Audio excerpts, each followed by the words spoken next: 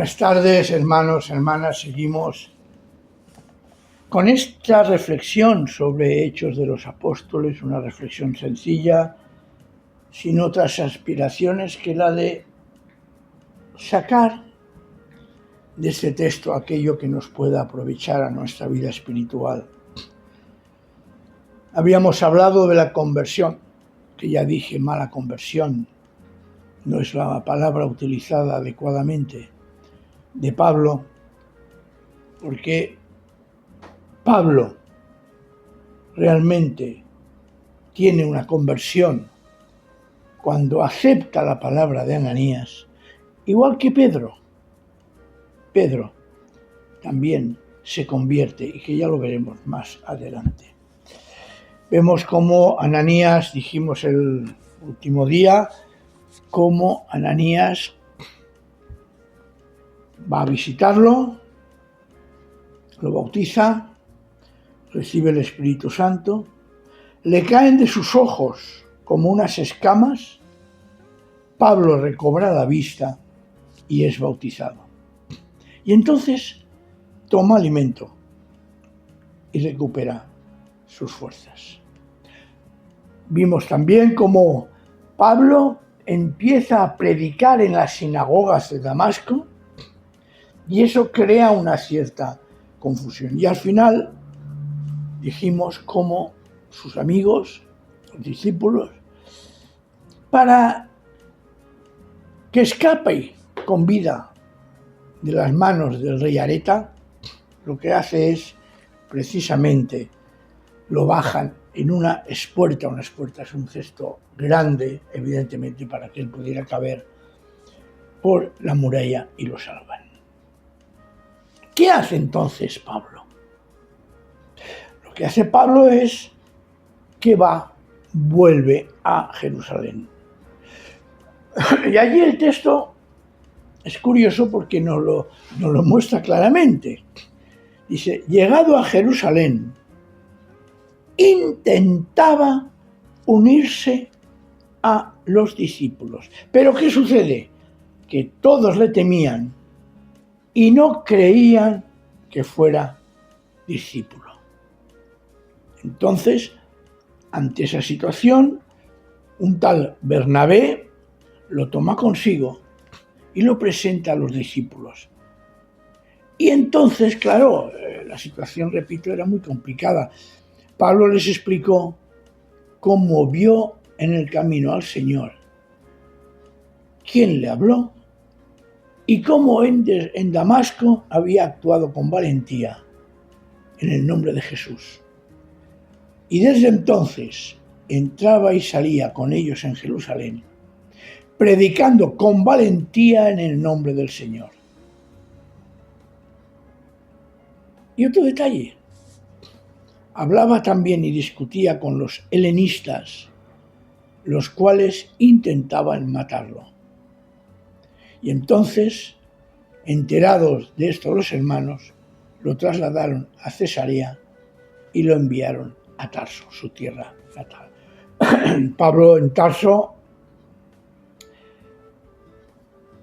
su familia era conocida, es decir, de alguna manera lo que hace Pablo es no complicarse la vida, ni quieren los discípulos que se le complique.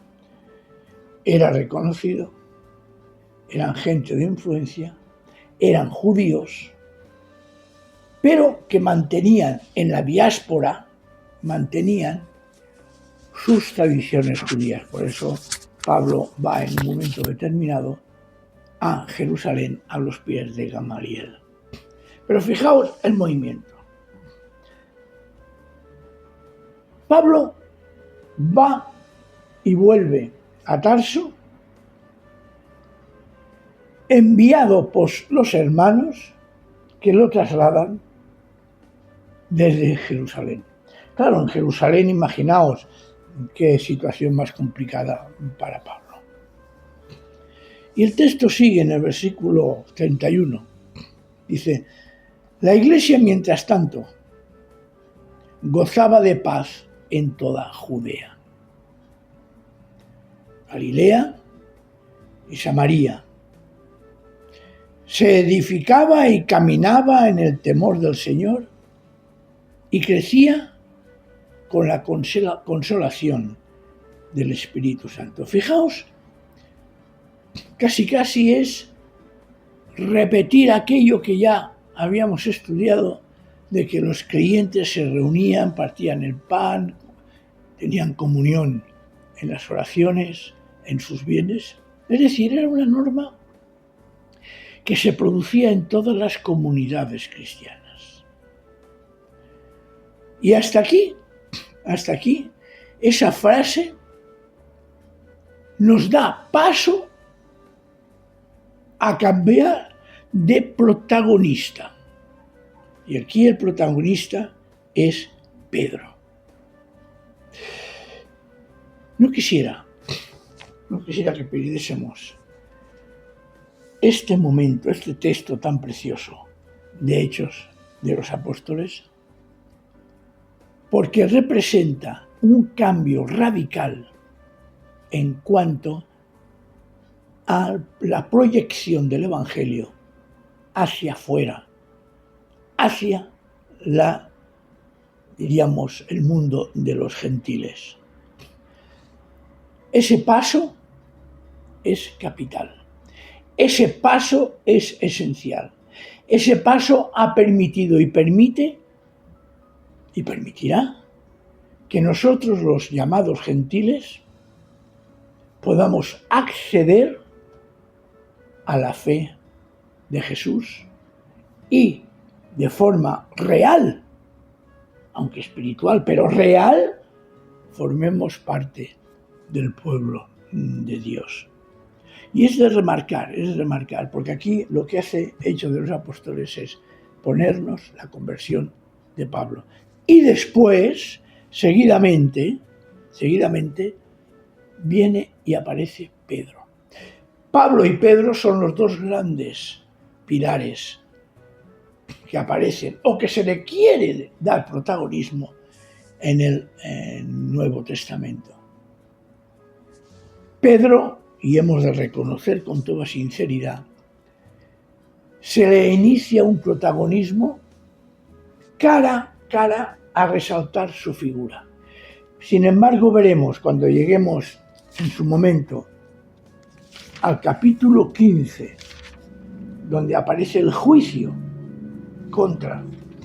el juicio que se hace a Pablo y a Silas y a todos los discípulos sobre Bernabé, sobre el hecho de incorporar a los gentiles.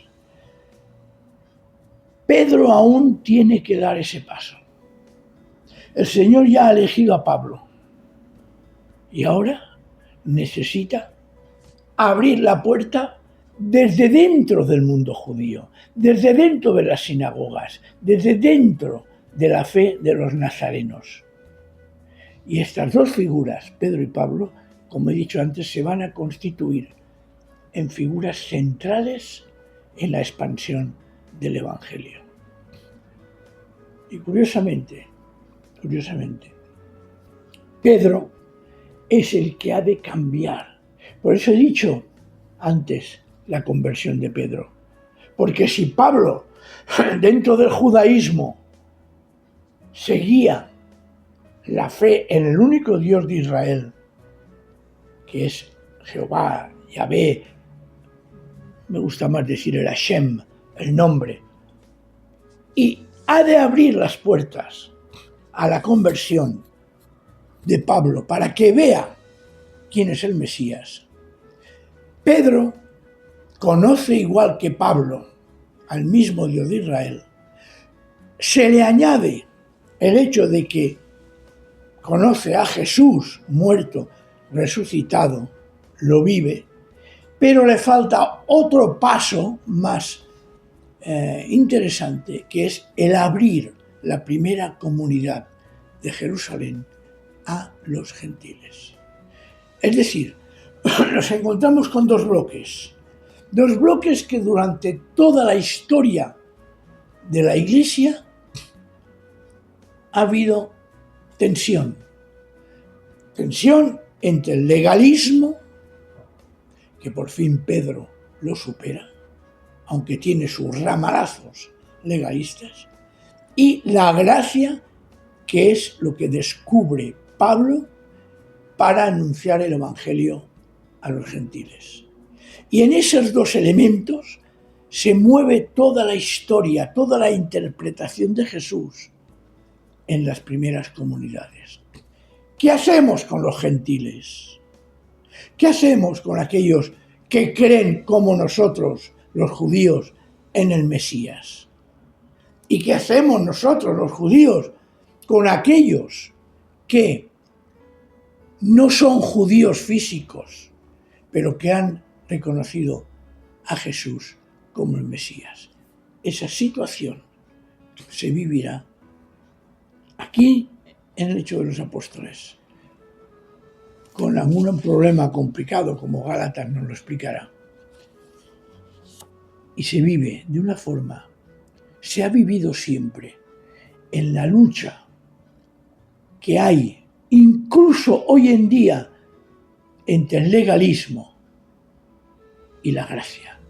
Hoy en día, hermanos y hermanas, no podemos negar que el espíritu legalista ha invadido o está invadiendo, como siempre, como durante siglos, a las iglesias. Hay actividades, hay hechos, hay costumbres que muestran que no nos fiamos de la gracia del Señor, sino que nos fiamos más de nuestras propias fuerzas. Perdón. Pablo lo superó. Pablo se enfrentó. Y desde su visión judía fue cuando dio una visión realmente esperanzadora para aquellos que venimos del mundo gentil. Así que hoy nos quedamos aquí. Nos quedamos aquí para que meditemos. ¿Dónde estamos?